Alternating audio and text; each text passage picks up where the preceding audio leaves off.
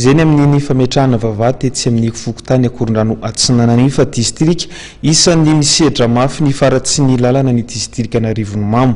Amin'izao fotoana izao dia simba tanteraka ny lalana mampitohy ny kaominina Talata Miandrandra sy ny renivohitry ny distrikan'Arivonimamo. Miteraka voka-dratsy amin'ny lafiny rehetra ho an'ny mponina izany faharatsian'ny lalana izany.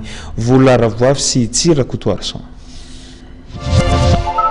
Mikakaka amin'ny aratsian-dalana ny mponina ao amin'ny kaominina Talata Miandrandra sy mba tanteraka matsy ny lalana mampitohy ity kaominina ity amin'ny renivohitry ny distrikan'Arivonimamo, indrindra ny ampahan-dalana manodidina ny 5 kilometatra mialy eo Ampahimanga.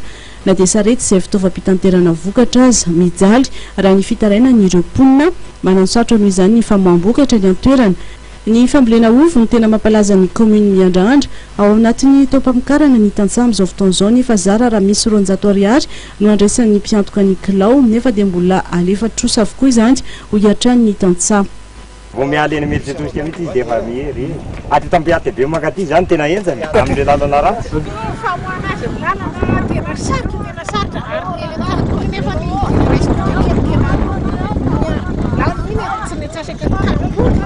Izao varitra ovy sobika kely betabetaka kely reny dia mbola ataony loatra sara fa tsy alohan'ny vola ilay izy. Ny farany herinandro teo dia nidina tany amin'ny commune Talata Miandrandra ny Depute Rodin ary nilaza fa ifanometanana amin'ny mponina amin'ny fanamboarana ireo ampahan-dalana tena ratsy.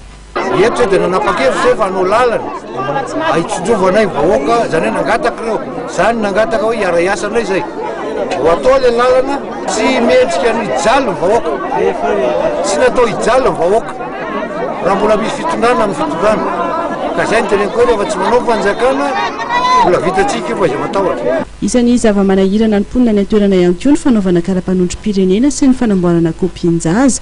Raha ny fitarainan'ny mponina dia vola 500 ariary no takiana ho an'ireo anamboatra karapanondro ary 300 ariary kosa ny sara ny fanamboarana kopi. Nanao antsoavy moa ny mponina ny mba hijeren'ny tompona andraikitra ny zava-misy ao amin'ny kaomina Miandrandra izay zary tany lavitra andrina tokoa.